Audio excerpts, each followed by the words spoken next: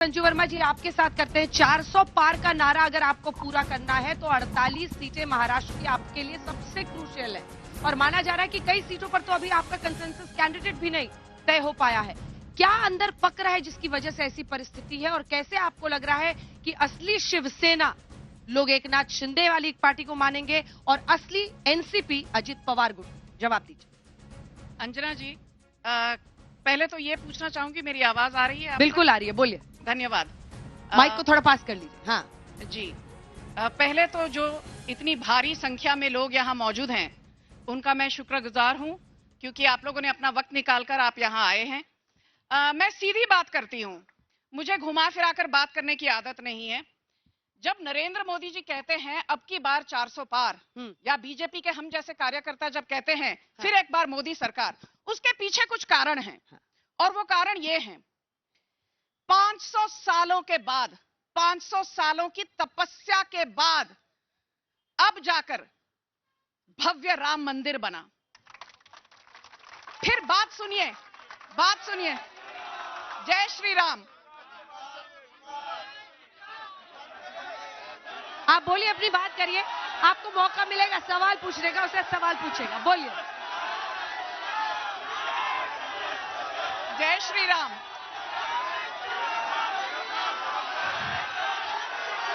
आप बोलिए, बोलिए।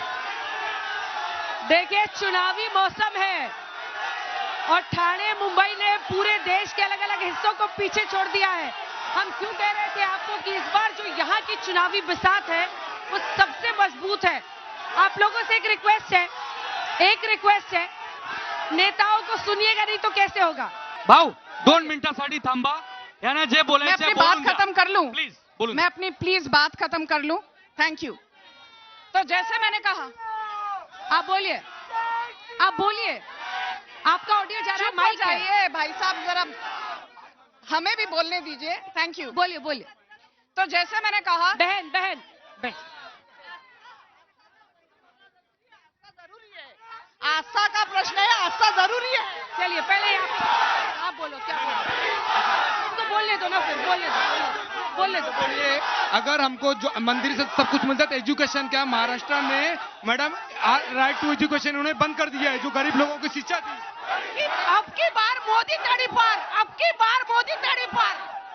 अब हो गया, अब हो गया, अब हो गया, अब हो गया। प्लीज प्लीज, ऐसे तो बहस नहीं हो पाएगी, आपके नेता वहां पे मौका ही नहीं मिलेगा। प्लीज बोलिए। थोड़ा शांत हो जाइए, हमें बोलने का मौका दीजिए, धन्यवाद।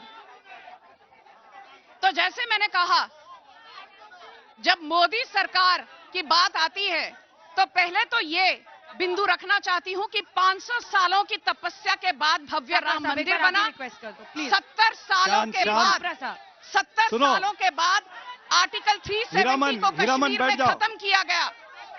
आज पूरे देश में नरेंद्र मोदी के कारण 12 करोड़ से ज्यादा शौचालय खुले हैं। स्वच्छ भारत अभियान के तहत आज 30 करोड़ से ज्यादा लोगों को आयुष्मान भारत के तहत मुफ्त इलाज मिल रहा है।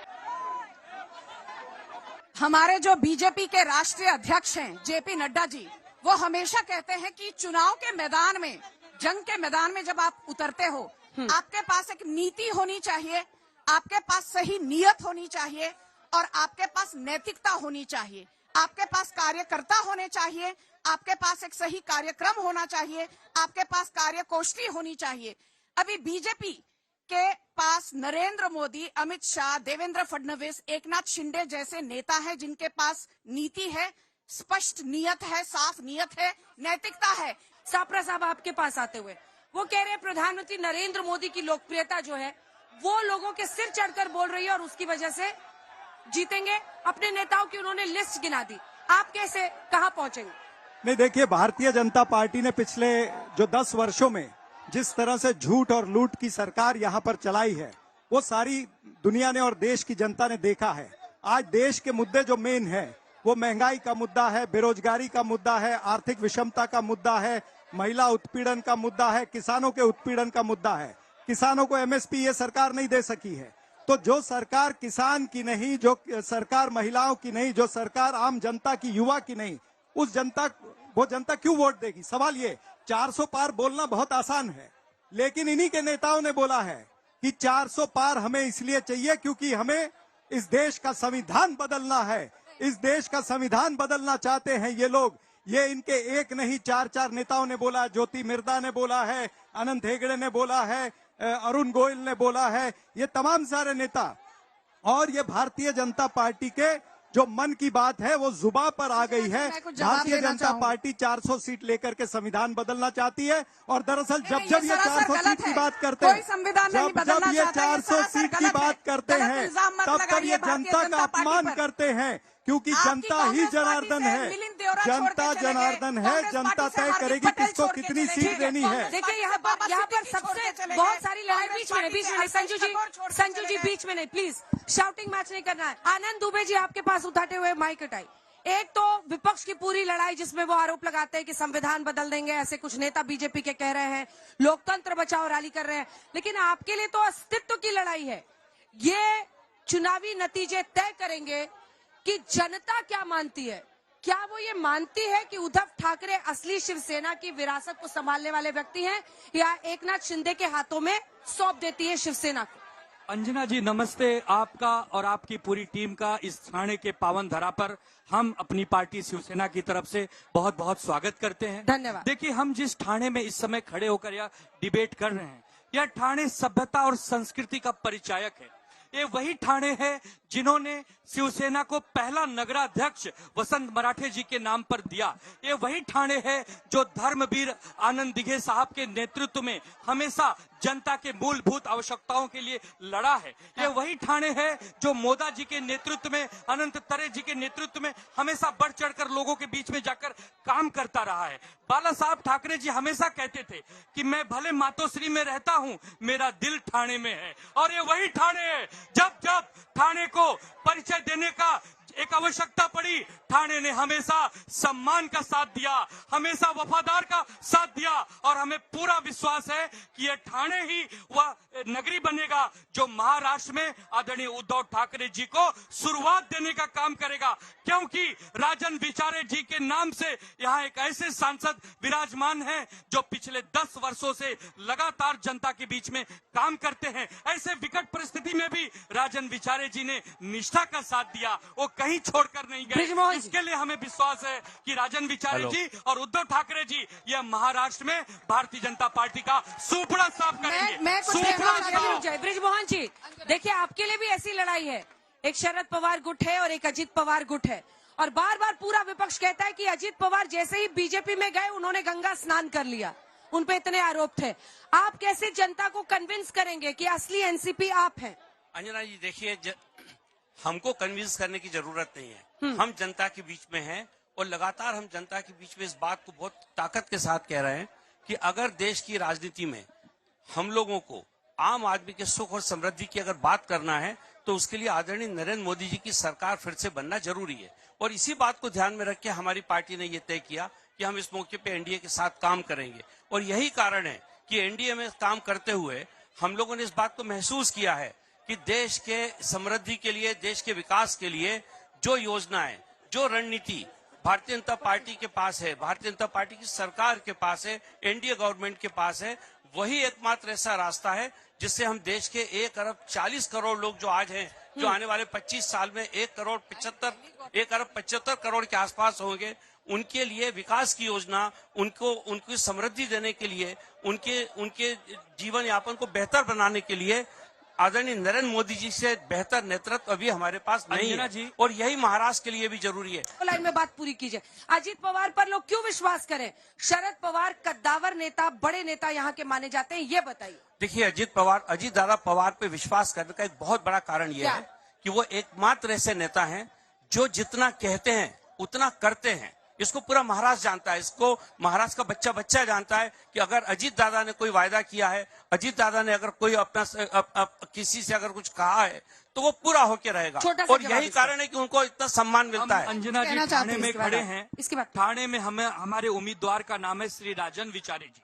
आप पूछिए कि ये जो जनता को पहले चुनाव चिन्ह ठीक से समझा पाए हैं कि नहीं? बिल्कुल अंधेरा उनको मिल गया है। अंधेरा आपको छटेगा, बताना है कि मशाल है। अंधेरा छटेगा और मशाल रोशनी देगा। ये मशाल लोगों को रोशनी देता है। और मैं आपसे आपके माध्यम से पूछना चाहता हूँ, महायुति में उम्मीदवार नहीं मिल रहा, महायुति में बीजेपी लड़ेगी, नहीं, एकनाथ अभी शिंदे जी बीजेपी की से शिवसेना बोलने की बारी है। अभी तक कोई सहमति नहीं है। और ये हमसे सवाल पूछते हैं। हमारे उम्मीदवार श्री राजन विचारे जी ने थाना लोकसभा को अपना परिवार समझकर पिछले 10 सालों में अपने आप को खपा दिया है और उनकी जीत 3 लाख से ज्यादा वोटों से होने वाली है। इनके पास उम्मीदवार नहीं है, इनके पास काम करने वाला नेता नहीं है। आनंद जी, मैंने आपकी बात सुनी। संजू जी जवाब, अंजना जी जवाब दीजिए, आप बोलिए। अंजना जी, जो बार बार हम बात करते हैं मोदी की गारंटी की, इस बार 400 पार इसलिए होगा क्योंकि किसने देश में 12 करोड़ से ज्यादा शौचालय खुलवाए प्रधानमंत्री स्वच्छ भारत योजना के तहत? नरेंद्र मोदी ने। किसने 10,000 से ज्यादा जन औषधि केंद्र खुलवाए? ये मोदी की गारंटी है। किसने 30 करोड़ से ज्यादा आयुष्मान कार्ड दिए ताकि आपके बच्चों, आपके घर में जो रहने वाले बुजुर्ग हैं, उनको मुफ्त का इलाज मिले? ये मोदी की गारंटी है। किसने राम मंदिर बनवाया? मोदी की गारंटी। किसने आर्टिकल 370 हटाया कश्मीर से? ये भी मोदी की गारंटी थी। किसने पूर्वांचल एक्सप्रेसवे बनाया? मोदी की guarantee. Mumbai to Pune, Mumbai to Ahmedabad, Mumbai to Nagpur, Mumbai to Solapur Vande Bharat express किसने खोली? ये मोदी की गारंटी है। फिर बात करते हैं, 10 साल पहले थाने और रत्नागिरी के बीच में सप्ताह में सिर्फ 10 ट्रेनें चलती थी। आज थाने और रत्नागिरी के बीच में सप्ताह में 150 ट्रेनें चलती हैं। ये मोदी की गारंटी है। फिर और एक बात बताती हूँ, जब कोविड महामारी हुई, मुझे याद है उद्धव ठाकरे मातोश्री से बाहर नहीं निकले। अंजना जी, मुझे बोलने दीजिए। वैक्सीन किसने दी? ये मोदी की गारंटी थी कि दुनिया में सबसे तेज रफ्तार से लगभग 100 करोड़ लोगों को वैक्सीनेशन डबल डोज लगाया गया। ये मोदी की गारंटी है। फिर बात करते हैं समृद्ध एक्सप्रेसवे की, फिर बात करते हैं ईस्टर्न तो मोनोलॉग हो गया अंजना जी। फिर बात करते हैं पुणे और नागपुर। ये मोनोलॉग है। ये मोदी तो की हमको भी गारंटी बतानी पड़ेगी ना। ऐसे थोड़ी चलेगा। अंजना जी, देखिए ऐसा है, जवाब सुनने के लिए भी तैयार रहिए, जवाब सुनने के लिए तैयार रहिए। ऐसे बीच में मत बोलिएगा। महिलाओं को हमने ये जो जनता यहाँ पर बैठी है ना, ये जनता यहाँ पर जो बैठी है, इन्होंने भी देखी है मोदी जी की गारंटी। मोदी जी की गारंटी है 100 रुपए पेट्रोल की, मोदी जी की गारंटी है 95 रुपए डीजल की, मोदी जी की गारंटी है 1100 रुपए के सिलेंडर की, मोदी जी की गारंटी है जो खाने का तेल 70 रुपए लीटर था, वो 170 और 200 रुपए लीटर हो गया है। महंगाई चरम पर पहुंच चुकी है, बेरोजगारी जो है वो चल रही है। मैं इनके बीच में नहीं बोला था, इनको सिखाइए किस तरह से डिबेट करनी है प्लीज, नहीं तो मैं मुझे आपसे सुनने की जरूरत नहीं है। बिल्कुल आपको सिखा सकता हूँ। नहीं चलेगा। ये जनता जो है, जनता जानती है किस तरह से फर्जी गारंटी आप दे रहे हैं। आपके बीच में किसी ने नहीं बोला। मेरी बात सुनिए, अब मैं ये जनता से बात करना चाहता हूँ। नरेंद्र मोदी की गारंटी, एक गारंटी सुन लीजिए। 2016 में नरेंद्र मोदी जी मुंबई आए थे। नरेंद्र मोदी जी ने सागर, हमारे समुद्र के अंदर, वहां पर जल पूजन किया था। किसने किया था? राम मंदिर मोदी जी ने बनाया है। राम मंदिर मोदी जी ने बनाया है। 500 सालों की तपस्या के बाद जय श्री राम बोलने में आज कोई हिचकिचाहट नहीं है। छत्रपति शिवाजी महाराज के नाम से नरेंद्र मोदी खेलते हैं। छत्रपति शिवाजी महाराज के, छत्रपति शिवाजी महाराज का स्मारक मोदी सरकार बना रही है। 3600 करोड़ की लागत से छत्रपति शिवाजी महाराज का स्मारक मोदी सरकार बना रही है। छत्रपति शिवाजी महाराज की, अंजना जी, शिवाजी महाराज की जय श्री राम बोलो, जय श्री राम बोलो, जय श्री राम बोलो, जय श्री राम। मोदी की गारंटी, मोदी ने दुबे जी आपकी पार्टी पर पूजा करके गए। कहा है हमारे छत्रपति शिवाजी महाराज का आप बताइए, क्योंकि उन्होंने सीधा आप पर हमला किया है।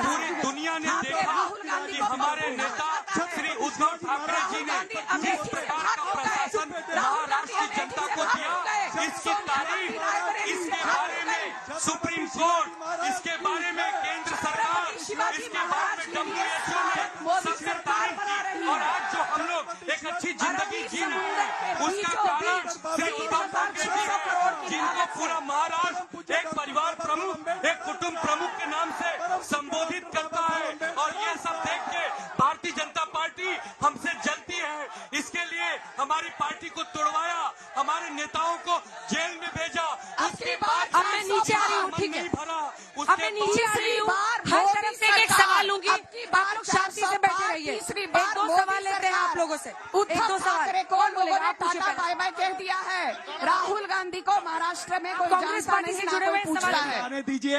पहले तो मैं सवाल एक सेकंड मैडम, जनता के सवाल होने महाराष्ट्र में माइक नीचे रखिए, माइक नीचे।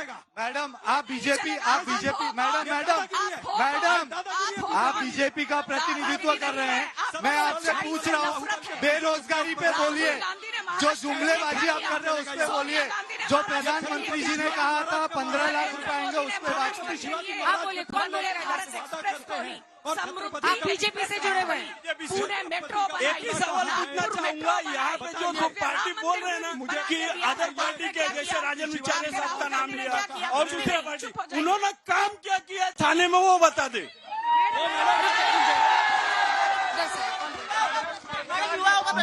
मैं बीजेपी से एक ही प्रश्न करना चाहता हूँ, आप लोग कभी भी कोई भी सिंपल सवाल का सीधा जवाब क्यों नहीं दे पाते? सवाल क्या है? सवाल ये है, ना आप बेरोजगारी पे बात करते, ना आप महंगाई पे बात करते, ना आप पेट्रोल पे बात करते, ना डीजल पे बात करते, और बकायदा अब तो आप लोगों ने इलेक्टोरल बॉन्ड पे बात करना बंद कर दिया है। इलेक्टोरल बॉन्ड का मुद्दा, इलेक्टोरल यहाँ से पास आई। वागड़े में जब से राजन जी विचारे चुन के गए तब से अभी तक उन्होंने कौन सा निधि यूज किया है ये किसी ने भी दिखाओ। आज तक उन्होंने एक बार भी आए नहीं। और मतदान संघ में कितने फेरी मारे, कितने तक पहुंचे हैं लोगों तक, कभी देखा ही नहीं है उनको।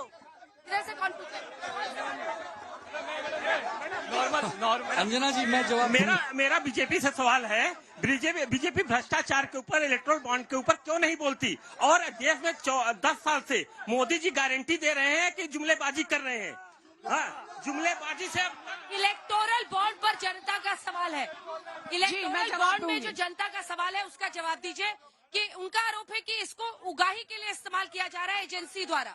जवाब दीजिए। मुझे एक बात बताइए, इलेक्टोरल बॉन्ड 2018 में आई, 2018 से पहले चुनाव में कहां से फंडिंग होती थी? लोग या तो कैश देते थे या तो हवाला रूप से फंडिंग होती है। अभी 2018 में जब से इलेक्टोरल बॉन्ड आया है, पैसा चेक के माध्यम से आता है, और क्योंकि पैसा चेक के माध्यम से आता है इलेक्टोरल बॉन्ड में, हम उस डिजिटल ट्रेल के द्वारा, इलेक्ट्रॉनिक ट्रेल के द्वारा अंजना जी, आनंद दुबे जी, अंजना जी, जिन कंपनियों पर